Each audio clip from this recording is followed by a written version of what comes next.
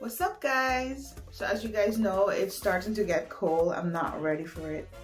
And what's a better way than to make some delicious soup? But today we're gonna do it a bit different. And I had help from my loving mom-in-law to make sancocho.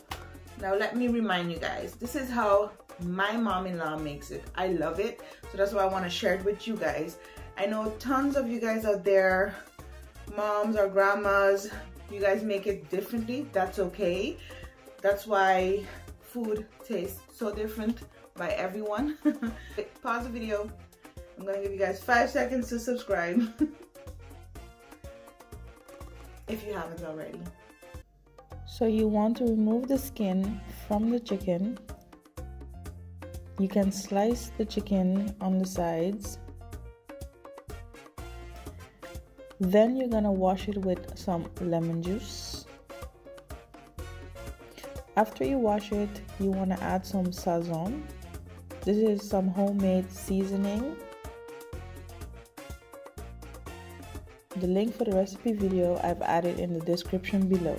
So you want to season the chicken with this sazon. Add some adobo seasonal. And then you mix it and set aside. You're gonna need some yam. I used about 3 of those. Some carrots, yuca, cassava, some green plantain. I used about 2. Yeah, a piece of pumpkin. You can add whatever root vegetable you'd like. Gonna add some oil, enough to brown your chicken. Add your chicken and let it fry until both sides are a bit brown. And I like the way my mom-in-law does it. She just throws in a bit of whatever there is. So we're gonna just throw in some coriander, some thyme, some celery, a half an onion, and we're gonna stir that. Then we're gonna add a bit of water so that the chicken doesn't burn. Now we're gonna add the pre-cooked oxtail. If you don't have oxtail, you can also use stew beef or pre-cooked beef. Remember to season very well and pre-cook it. We're also gonna use the broth of the oxtail. Add the broth, add some hot water, stir, and now we're gonna add the root vegetables. By the way, corn is a must-have. You're gonna add your cut pieces.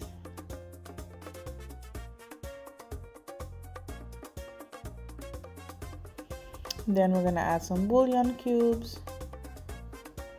Remember to taste the salt. If you add a lot of water, make sure the salt is to your liking. Then you're gonna leave it cook until it's boiling and until the root vegetables are soft. Then we're gonna just add some more coriander and celery and green bell pepper for the flavor.